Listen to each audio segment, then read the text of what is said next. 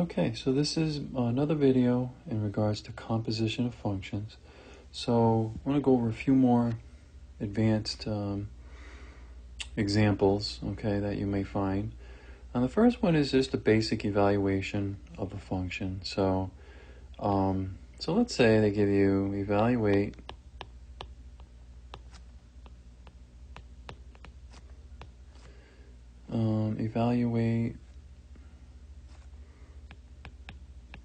the function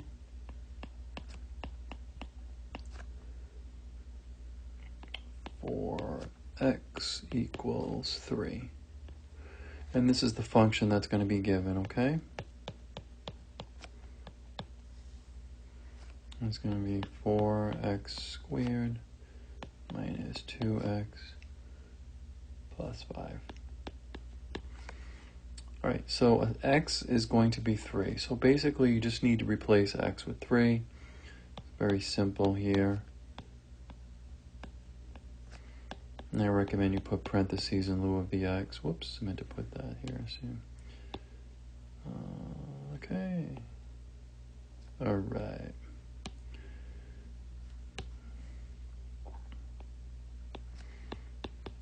All right, and now we just perform order of operations to figure out what the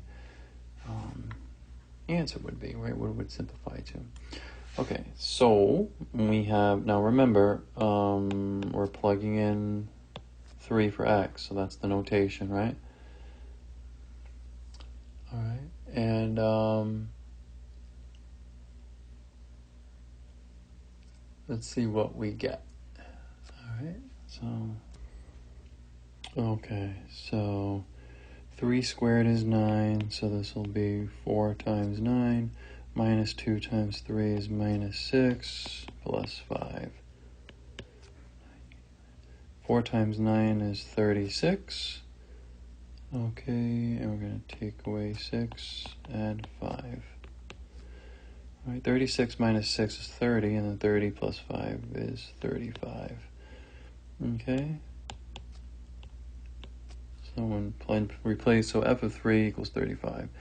All right, so you just plug in the number and then just, calculate what the final answer would be. So whatever x is telling you, you need to replace the x variable with that specific number, and then you just evaluate it, and then you should be good. So, yeah, okay, so that's pretty much what that is, all right? Now, let's do another example. Let's say, I'm trying to give you an example here. Let's do this one. We're going to find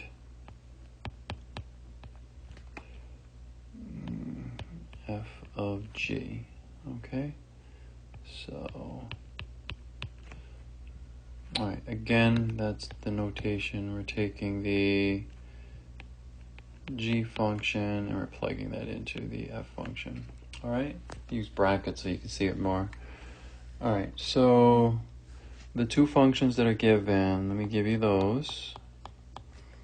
F of x is going to be assigned 2x squared minus 3x minus 1, and then my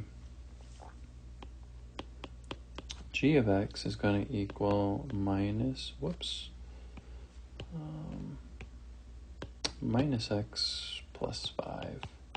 All right, those are the two assigned functions that we're going to be using. And I want you to find f of g. So we're going to take the g function, plug it into the f function. All right, so here we go. Are you ready? All right, so it's going to be like a little algebra.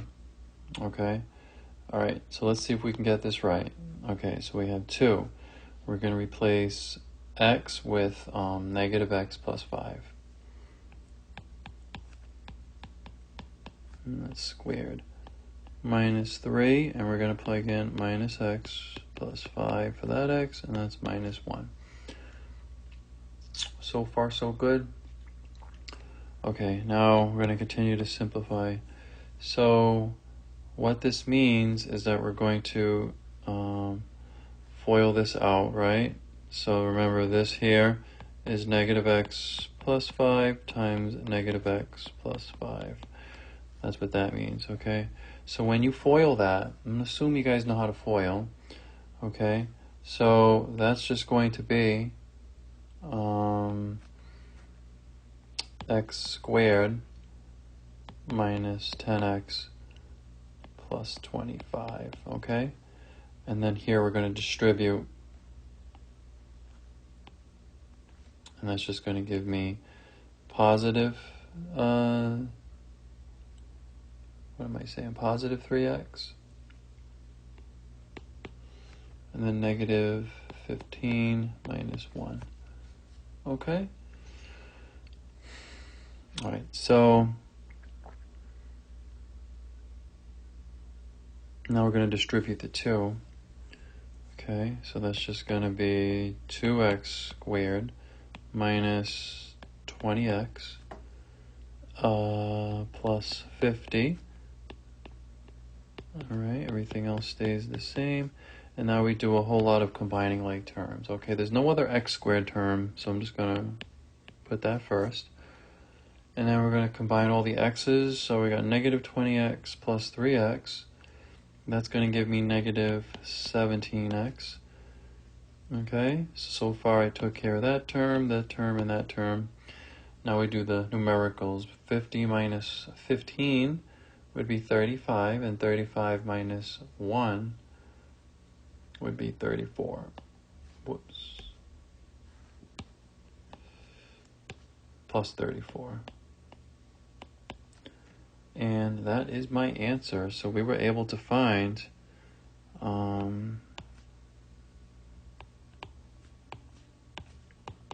f of g. Okay, so yeah, a little bit of work, but not too bad, right? Let's do another example. Let's see here.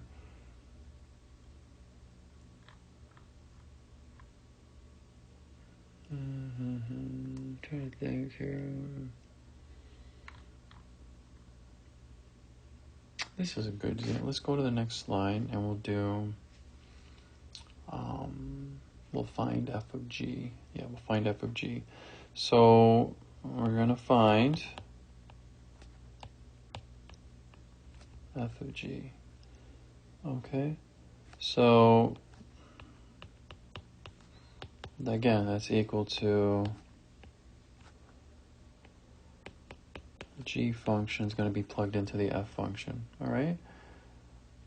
So let's give out the given functions. What are we assigning? Okay. Well, first of all, f of x is going to equal 4x squared minus 4, and then we'll assign our g of x to the square root of minus 5x plus 1. We want to find f of g, okay? So that means we're going to take our g function, throw it into the f function. So here we go. 4, and then we said the g function is all this, negative square root 5, square root of negative 5x plus 1. So we're going to throw that in here.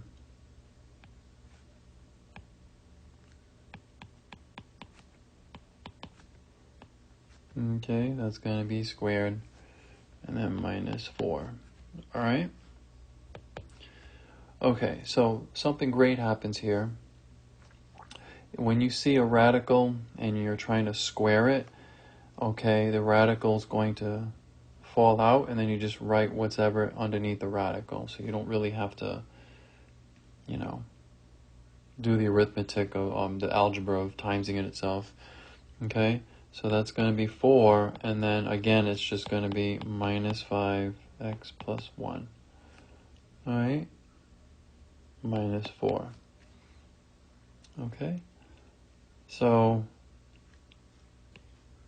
when we have, as a little footnote, right, if you have the square root of minus 5x plus 1, and you multiply that itself, minus 5x plus 1, okay. Again, when you multiply these, that's going to be raised to the second power, So when you take the square root of that, you're just basically saying, well, what times what gives me that back? Well, it has to be minus 5x plus 1. Okay? So when you get that squared and you take the square root of that, you're just going to get whatever's under the radical. There's really no need to do anything with that. Okay? So remember that. Okay? And then you just distribute like you normally would here, right? Use the distributive property. So that should be pretty easy. 4 times minus 5x is negative 20x. 4 times 1 is 4. Now you do not multiply the 4 with the negative 4 because it's not in the parentheses. So bring that down, all right? And then now continue to simplify. 4 minus 4, these will cancel. Okay? So the final answer is, this is what f of g is, negative 20x. Okay, so that was a pretty good example. All right, let me think of another one here.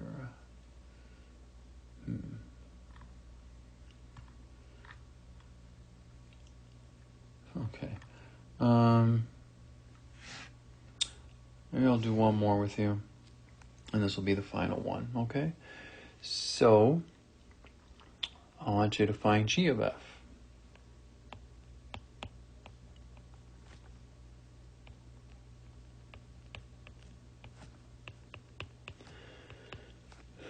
Remember, that means take the f function and plug it into the g function. All right, what are our two functions? All right, so we'll assign f of x equals 9 times the square root of x minus 1, and we'll assign, whoops, I keep doing that again. We'll assign the g function, and we'll just call that the square root of x. Okay, so I want you to take the f function and throw it into the g function. All right, so you ready to do this? All right, so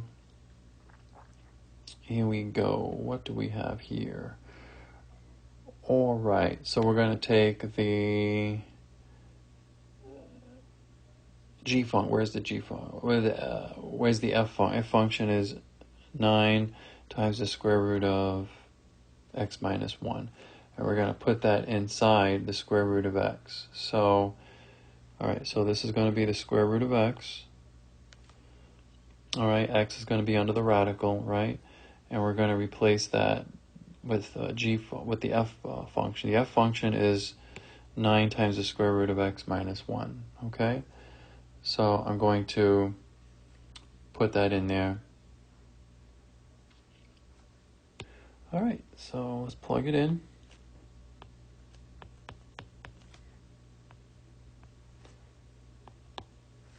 All right, and now let's break this up into two separate radicals, okay? We're going to take, this is going to equal, trying to think if I have room here. I guess I will. So we're going to break this up into two separate. We're going to take the square root of 9, okay? And we're going to multiply that by the square root of x minus 1. Remember, we're taking the square root of the x minus 1, if that makes any sense. It's like we're separating it into two radicals, okay? Now the square root of 9 is just going to be 3, and we're multiplying that by the square root of the square root of x minus 1. So that square root of x minus 1 is being thrown under the main radical. So make sure when you separate it, you're taking the square root of x minus 1. Don't forget that second radical sign, okay? Or symbol. It's really, really important. So now we have 3 times that. And then now we're going to rewrite this using fractional exponents or exponential expressions. Okay, so let's go back here. Okay, so we wrote the function, and then we're going to go ahead and substitute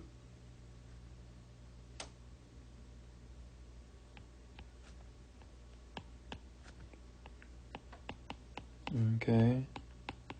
Substitute f of x into g of x function, right? And then this particular step, we want to separate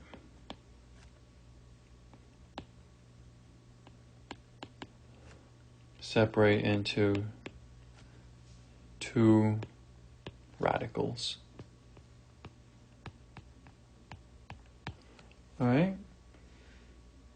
And then here we're going to simplify the square root of 9, right?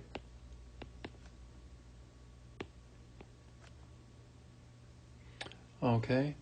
And here, this particular step, we're going to express in exponential expression. So let me just go ahead and explain that.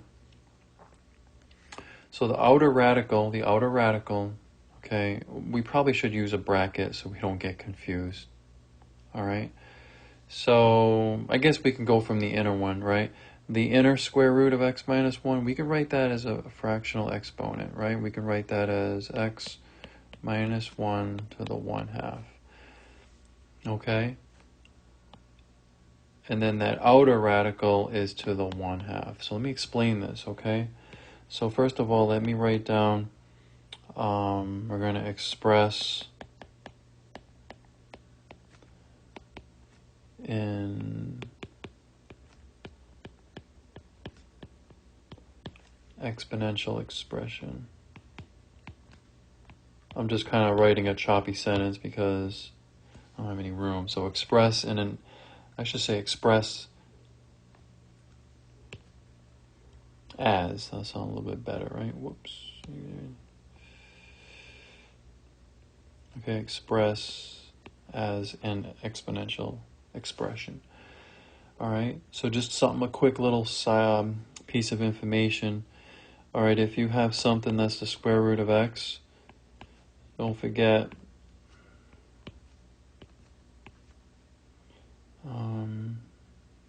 say y. So the exponent, even though with the x, even though you don't see it as a 1, and then the root is going to be 2. Okay, so basically the root is going to be 2, which means you're taking the square root of x, and that's all raised to the first power, because there's a exponent of 1 here, so you don't really see it. And here's a 2. Okay, so that's where that comes from. That's where that 1/2 comes from. So if you take this, okay, and you were to express it as a exponential expression, it would be x to the 1/2. See, the exponent is the numerator, the root is the denominator. Okay, and that's where this comes from. That's where the 1/2s come from. Just so you know, okay, so you know exactly what I'm doing. All right. And the rule is if you have something raised to an exponent, raised to another exponent, just multiply them two. Okay? So basically you're going to have x to the minus 1 raised to the 1/4 power. Okay? I don't even know why I wrote that bracket there. You don't even need it. It's kind of redundant. Let me just erase this, okay? Let me rewrite it.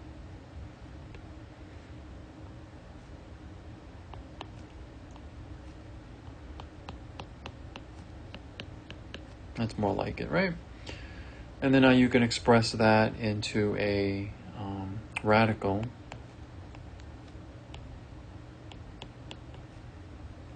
All right, and the denominator of this fraction is the 4th root.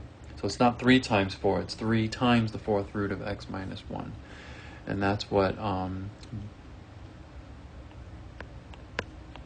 g of f is. Okay, does that make sense? And that's your answer. So yeah, it took a little work, but that's how you do that. So when you get into these more involved ones, you got to be a little more careful. Okay, but the same concept prevails. All right. Okay, so I hope that you found this video very helpful. Thank you so much for watching.